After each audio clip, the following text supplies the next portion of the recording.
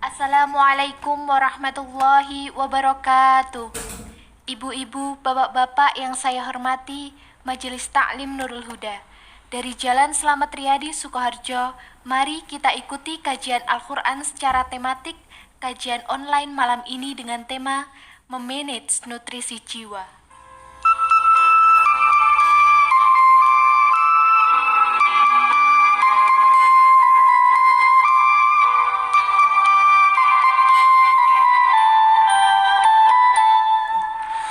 Assalamualaikum warahmatullahi wabarakatuh. Alhamdulillahilladzi anzala ala abdihil kitaba wa lam yaj'al lahu iwaja la ya'tihil batilu min baini yadayhi wala min khalfih tanzilum min hakimin hamid. Segala pujian kepunyaan Allah yang telah menurunkan kitab kepada hambanya, dan Dia Allah tidak menjadikan pada kitab itu suatu kebengkokan. Kitab itu tidak didatangi oleh kebatilan baik dari depannya maupun dari belakangnya. Kitab itu turun dari Allah yang maha bijaksana lagi maha terpuji. Ikhwanidin, kajian Majelis Taklim Nurul Huda yang insya Allah dirahmati oleh Allah Subhanahu wa Ta'ala. Kita jumpa lagi dalam kajian online, masih suasana adaptasi kebiasaan baru, namun kita hendaklah senantiasa bersyukur, menghargai pemberian Allah, kesempurnaan tubuh kita, kesempurnaan pikiran kita, kesempurnaan jiwa kita, yang semuanya itu adalah karena anugerah Allah, kasih sayang Allah, dan itu kita sebagai hamba perlu menghargainya. Ikhwanin yang berbahagia, kita malam ini masih membahas tentang jiwa dan bagaimana kita memanage untuk mendapatkan nutrisi jiwa, karena Allah telah memberikan kepada kita tubuh yang sempurna, pikiran yang sempurna, dan jiwa yang sempurna. Sering saya sampaikan bahwa tubuh perlu makanan, perlu nutrisi, perlu vitamin. Pikiran juga perlu makanan, perlu nutrisi, perlu vitamin. Demikian juga jiwa perlu nutrisi, perlu makanan, dan perlu vitamin. Nah, dalam hal ini kita memang tidak boleh ragu-ragu dan sombong menerima petunjuk dari Allah Subhanahu wa Ta'ala, karena ragu-ragu dan sombong itu adalah penghalang cahaya yang masuk ke dalam jiwa kita. Sehingga kalau kita mau memurnikan jiwa, sehingga ada dalam diri kita ini ada jiwa yang utuh, ada jiwa yang bercahaya, ada jiwa yang lapang, ada jiwa yang bersih, ya. Sebagaimana kalau di dalam surat 91 ayat 8 dan 9 sering saya sampaikan, bahwa jiwa ini diilhamkan, istilahnya juga, maksud saya jiwa ini kalau kita membersihkan beruntung, kalau kita mengotori akan tidak beruntung, kan begitu.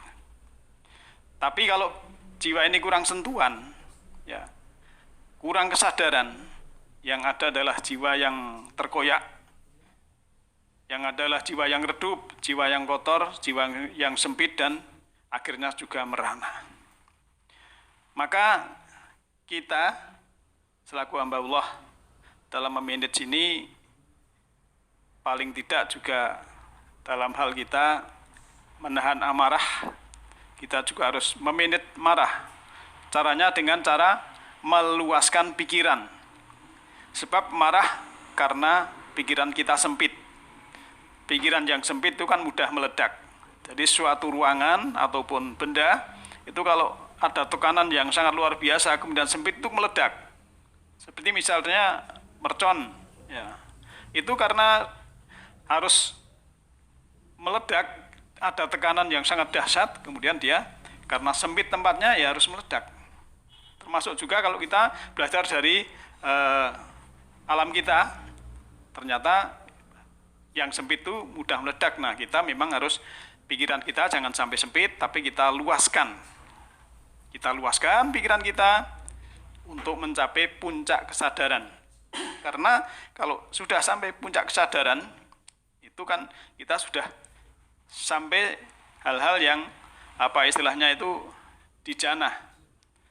Dan kita juga wal kadiminal ghaidha, ya, menahan amarah, wal afinan aninas, itu kan ciri orang yang bertakwa dalam surat 3134. Jadi indah sekali kalau kita bisa menahan marah dan memaafkan manusia. Karena apa? Memang kalau dari segi medis, orang marah itu kan meningkat kortisolnya, ya, karena penyakit ya akan mudah masuk bagi orang-orang yang sering menyempitkan pikiran sehingga menjadi meledak. Oleh karena itu kita selalu bersyukur, ikhlas, ya, itu akan membahagiakan diri kita dan akan banyaklah hormon kebahagiaan. Karena orang yang hidupnya belum nyaman itu kan karena biasanya ya pikirannya sempit. Karena kita harus berbuat baik. Dalam surat 17 ayat ayat 7 itu kan disebutkan di situ, in ahsantum li anfusikum. Jika kamu berbuat baik berarti kamu berbuat baik pada dirimu sendiri. Berarti memang tidak ada perbuatan yang baik itu yang merana atau sia-sia. Karena kita kalau berbuat baik kembali kepada diri kita sendiri, ya jangan sampai kita ini dolim, karena dolim itu dari bahasa dolama yang berarti menggelapkan jiwa. Kita tidak boleh dolim, tidak boleh dolim pada orang lain, menyakiti orang lain, tapi kita sedapat mungkin memang harus senyum, sedekah, itu akan meningkatkan hormon kita kebahagiaan. Nah, itu yang berbahagia. Kalau kita sudah memurnikan jiwa kita, sehingga tadi saya sebutkan ada jiwa yang utuh, ada jiwa yang bercahaya, ada jiwa yang lapang, ada jiwa yang bersih. Tapi kalau kira kurang sentuhan, kurang kesadaran, jiwa kita akan menjadi terkoyak, redup, kotor, sempit, dan lain sebagainya. Itu harus kita usahakan. Karena kalau kita melihat, sebenarnya Allah ini kan sudah sangat teliti, ya, sangat tepat ukurannya dalam penciptaan segala sesuatu, termasuk diri kita ini. Terdiri dari tubuh, pikiran, jiwa, sudah diberikan roh juga. Nah, kalau kita melihat dalam surat kedua, maksud saya surat 25 ayat 2 ya, itu ayatnya panjang tapi ditutup ayat itu wa khalaqa kullasyai'in faqaddarahu taqdira. Dia Allah menciptakan segala sesuatu lalu menetapkan ukurannya dengan tepat. Nah, sangat tepat. Jadi kita kalau mau memberikan nutrisi, memberikan makanan, memberikan vitamin pada jiwa kita, memang Allah sudah memberikan sesuatu yang tepat untuk jiwa kita. Karena kita kalau menghadap Allah, itu kapan saja Allah itu terbuka. Dalam surat 2, ayat 255 yang terkenal dengan ayat kursi itu kan, Allah la ta'khudhuhu sinatun wala naum. Jadi Allah itu tidak kantuk dan tidak tidur.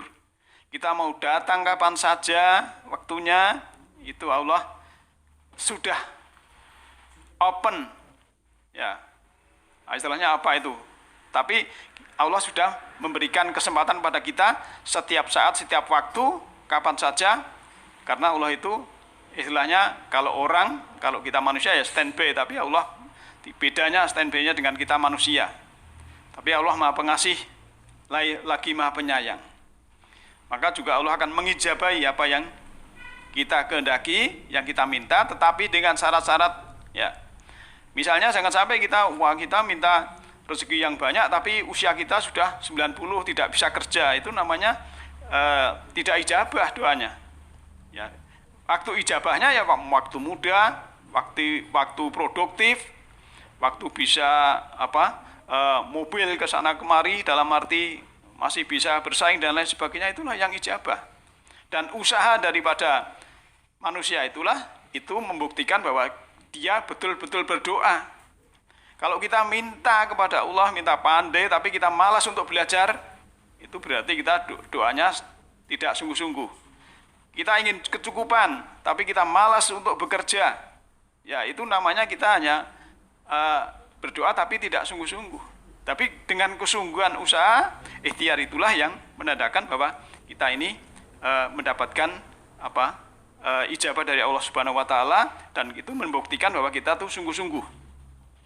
Karena jangan sampai kita ini menganggap bahwa yang ada itu hanyalah sesuatu yang fana dan lain sebagainya.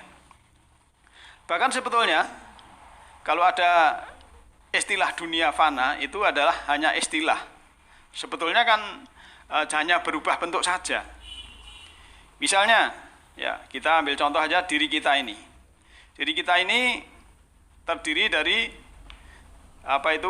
saripati tanah. Kemudian dulu ya setelah jadi sperma dan ovum ibu itu kita menjadi janin, kemudian menjadi manusia. Nah, setelah kita menjadi manusia, kita akan punya anak. Dan kita mungkin sudah meninggal, tapi kan dari DNA, dari genetika yang kita turunkan, itu sebetulnya tidak fana, masih ada. Nah, kemudian anak kita juga nanti akan meninggal. Nah, anak kita kan ada punya anak, cucu kita. Terus begitu sampai buyut kita, canggah kita, wareng kita, ya kalau bahasa Jawa itu setelah canggah, wareng ada uduk-uduk, ya gantung siwur, dan seterusnya. Itu semua berarti ya tidak fana, dalam arti memang Allah itu hanya membedakan ya bahwa materi yang ada ini sebetulnya tidak fana tapi nanti akan berkelanjutan. Lah nanti kalau sudah hari kehancuran total, barulah itu semuanya akan dimusnahkan, kemudian nanti dicipta ulang dalam arti dengan kehendak Allah dalam surat 21 ayat 104 itu. Nah, hadirin yang berbahagia, maka dalam kita mengelola jiwa ini ya dengan meluaskan pikiran, dengan memberikan nutrisi jiwa kita, dengan memberikan vitamin makanan pada jiwa kita yang berhubungan dengan kesadaran, sehingga kita punya puncak kesadaran hidup ini seperti jannah, dalam arti kita sudah di taman cahaya, seperti di taman kesejukan, ya ada taman kesenangan, taman kedamaian, dan taman kenyamanan. Semuanya karena kita korelasikan dengan yang lalu bahwa kita sudah dalam arti sudah putih, ya putih dari berbagai spektrum warna. Di kehidupan ini, di luar ada macam-macam warna, kita sudah mau menerimanya dalam arti ya sudahlah yang terjadi harus kita terima, dan itu harus kita ikhlas. Karena memang Allah menciptakan berpasangan, ada gelap, ada cahaya. Nah, ada cahaya karena memang di situ ada gelap. Cahaya itu kalau di kegelapan itu akan kelihatan terang. Ya, Bapak Ibu mungkin bisa itu kalau mau lebaran ada itu kembang api kita luncurkan. Itu kalau banyak cahaya di kota itu tidak begitu kelihatan cahayanya, tapi begitu di kampung ataupun pas listrik padam itu kembang api kita luncurkan ke atas itu akan bercahaya. Maka kalau ada orang yang dolim, ada orang yang dalam dolamayat limu gelap jiwanya, kita tidak usah istilahnya benci dan lain sebagainya, itu harus kita bimbing dan sebagainya supaya dia dapat pencerahan. Jadi adanya pencerahan dan juga kegelapan itu memang supaya yang cerah itu lebih kelihatan cerah. Nah, maka mungkin ya di suatu tempat, suatu komunitas itu memang mungkin ada kegelapan-kegelapan, tapi kalau ada yang bercahaya di situ akan kelihatan. Maka sebetulnya Allah menciptakan berpasangan ini adalah untuk melihatkan sesuatu, kita bisa belajar dari itu. Jangan sampai yang gelap itu malah menjadikan kita benci dan lain sebagainya. Karena tadi saya sampaikan bahwa kita sudah menjadi putih, dan putih adalah menerima segala warna apapun. Kita dibenci, dicaci orang, kita harus bisa menerima, dan itulah menjadikan kita meningkat tinggi spiritual kita.